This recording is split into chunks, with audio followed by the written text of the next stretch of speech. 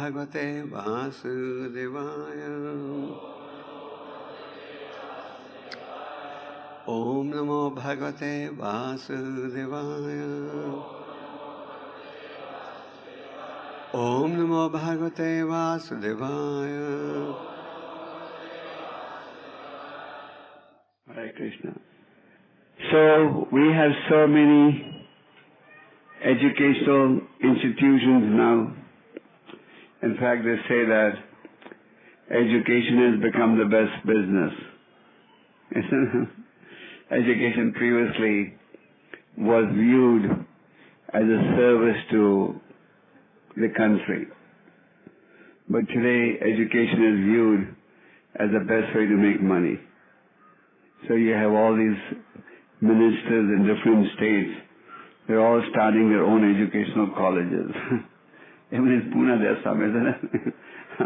So, because they tell me that education is the best business. I also work a lot in Russia. So in Russia, I regularly meet Indian students. So I ask them, why do you come here to study? They say it's a lot cheaper studying in Russia than in India. They say, in India, if you want admission in an engineering or a medical college, you'd have to give few lakhs as bakshees. But here it's a lot less. So that's unfortunate. Anyway, our point is that material education by itself remains incomplete. You can have many education, you can have degrees, etc. But unless you also understand what is the real goal of life, everything is a waste. As it says in the Bhagavatam, 𝐿IKE. So all of you are, in addition to attempting to cultivate material education, also cultivating spiritual education. In the 9th chapter of the Bhagavad Gita, there's a very famous verse, which is, who can guess? Who can guess the famous verse that talks about education? Raja Vidya Raja. Krishna says, this knowledge is the king of education. Prabhupada was once giving a lecture at a very famous educational institution in America. This is known as the MIT. Have you heard of MIT? Massachusetts Institute of Technology. And in that assembly, there were many learned personalities. So Prabhupada opened his lecture by saying, is there any department in this great university which tells you what happens after death? And there was complete silence. Nobody knew the answer. So Krishna consciousness is complete education because it teaches us the art of living and the art of dying. And material education only endeavors to cater to the needs of the body, and material education just encourages us to identify with the body and the extensions of the body. Spiritual education helps us to go beyond that. It helps us to see things in the right perspective. So all of you actually, by taking to Krishna consciousness, are actually doing a great service to society, humanity, and the country at large. These days, as you know, from a practical viewpoint, there are more PhDs than ever before in India, isn't it? Is there any shortage of PhDs? Is there any shortage of educated people? No. But still you hear maximum corruption, immorality, etc., isn't it? The other day I was talking to some students who are studying in a very prestigious institute in Delhi. It's a private institute, but very prestigious and very, very expensive. They say it's the most expensive institute. Almost everyone there is the son or daughter of some millionaire. It's a small institute. They only take 300-400 students, but they're all. So they were telling me what life is like over there. They said in the canteen, most of the girls and boys smoke and drink, even the girls. And because these two are devotees, they don't smoke and drink and socialize with them. So now no one talks to them. They say, hey, you're an outcast. You don't really belong to us. So people are wasting their valuable lives. They're getting all their studies for what's the value. So, as a youth of this country, it's very nice that some of you have taken to Krishna consciousness. Prabhupada used to say, the youth is the future of the country. Just like you may have seen all these political parties, they have a youth wing, isn't it? Do they have it in Pune University also? All these political parties, they have a youth wing. They want to catch the people when they're young and groom them.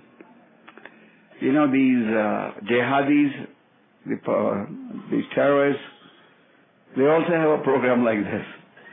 They catch the kids when they're young, send them to military schools, and teach them how to become terrorists from a young age.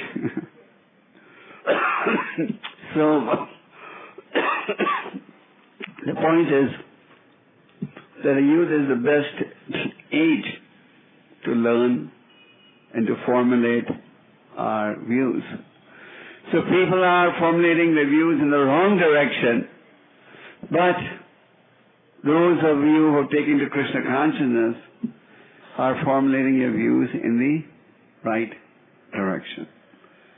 Now, being in college, naturally most of you are probably thinking how your careers are going to progress. And everyone's interested in making a career. And the beauty of Krishna consciousness is that you can be as ambitious as you want. Let's say if any of your engineering students and you want to become the top engineer in the country, someone studying science, you want to become the top scientist in the country, no problem. Krishna consciousness is not going to tell you, don't endeavor to do that. Sometimes people think that if I become Krishna conscious, then I may not be so inspired to do my studies or my work or my profession, but that's wrong. In fact, my experience with students around the world is, our Krishna conscious students, they do much better than the other students. We had an Indian devotee in America. He was born in America. His parents had left India long ago.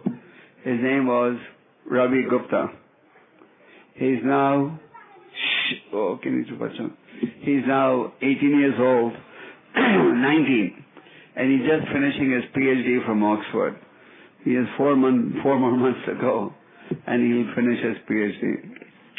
Now, Ravi Gupta did his schooling at home, because in America the environment in the schools is very bad. So his parents, they were devotees. His father's an engineer with HP. So he didn't want his 2 sons to get spoiled. So they did homeschooling. Homeschooling is very, very common in America. Even Christian families are doing it more and more. But he entered university when he was 13. And he was first class first throughout. And people used to ask him, and he's also a writer. He used to write for a Back to God magazine, but he also writes regularly for American newspapers. So his teachers used to ask him, what's your secret? How do you get such high grades? You're only 13. He wasn't even 13 when he was in high school.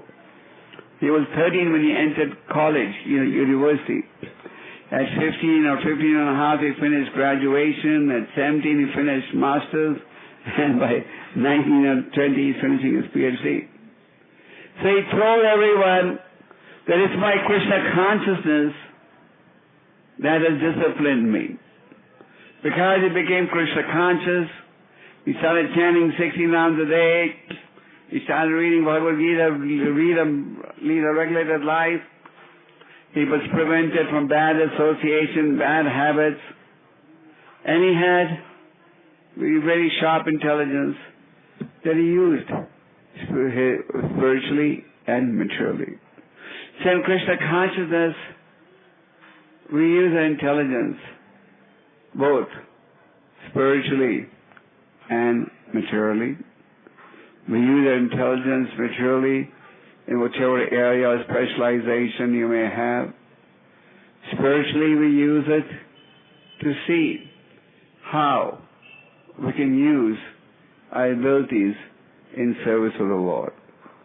After Prabhupada established the ISKCON Society, he established an institute called the Bhaktivedanta Institute. And in that institute, there were mainly scientists and people with technical engineering background, highly qualified people. So Prabhupada told them, you use your mature education to prove that nothing exists without God. And not a blade of grass moves without God's permission. So Krishna consciousness doesn't discourage education. It doesn't discourage pursuance of your professional agenda. All it discourages is misuse of human life. That's all. So, by being Krishna conscious, you will be able to progress spiritually and maturely. Now, if you look around at society today, you find society in a very disturbed condition. You find that everything evil is increasing. You may see a lot of new cars on the road. You may see a lot of nice new products in the market. But does that mean that people are happier today than before? No. People are not happier than before. There was a survey done in America, and people were asked a question, what is it that you want in life that money cannot buy? Well, generally you think that money can buy everything, am I right? So they were asked a question, what is it that you want in life that money can't buy? And you know what the number one answer was? What was it? Love. The reason, peace of mind. They said peace of mind is something that money can't buy.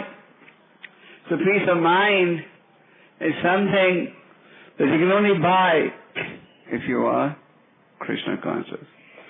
So this peace of mind is being offered by the Krishna conscious movement. Actually, it is being offered by Krishna.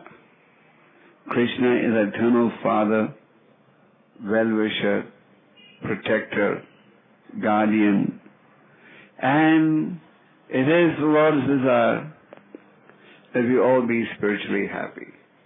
Just like every father desires that his children be happy, similarly the Lord desires that everyone take to Krishna consciousness. And we in the Krishna conscious movement are only presenting what the Lord has presented. Srila Prabhupada did not deviate from the original teachings.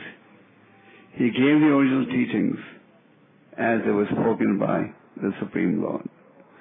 So, the students of this country should all be educated in spiritual values of life. Thousands of years ago, a great Chinese saint said, Kamana achat pragya dharmam bhagavatam ya. He said, This human life is so rare, it should not be misused, but it should be used to understand spiritual education. So this is what this Krishna conscious movement is doing. So if you cultivate this spiritual knowledge, you will find that you will be peaceful in all situations, and you'll also be able to pursue your professional life. Naturally, when you are studying, etc., I'm sure all of you are planning into the future, isn't it? What type of profession, what type of job am I going to get, what type of business am I going to do, etc. So that's good. But when you have the blessings of the Lord, then success comes easier. And Krishna says, all of them as a surrender unto me, I reward them accordingly. So today we see so much distrust in society, so much unhappiness, so much cheating, etc., isn't it? People are quarrelsome, lazy, misguided. All this is actually due to lack of God consciousness. Because people have got so deeply identified with the body, they just think taking care of the body is our only real business. And so they work from morning to night just for the pleasure of the body. So Prabhupada's great desire was that the students of this country understand their great heritage, understand the Vedic heritage. The Vedic heritage is for the entire humanity, and by understanding this Vedic heritage, you'll find that you'll be peaceful, and you'll be able to succeed, and you'll be able to lead a happy, peaceful life. So, Radhisha, it's 7:15. What do you want me to do?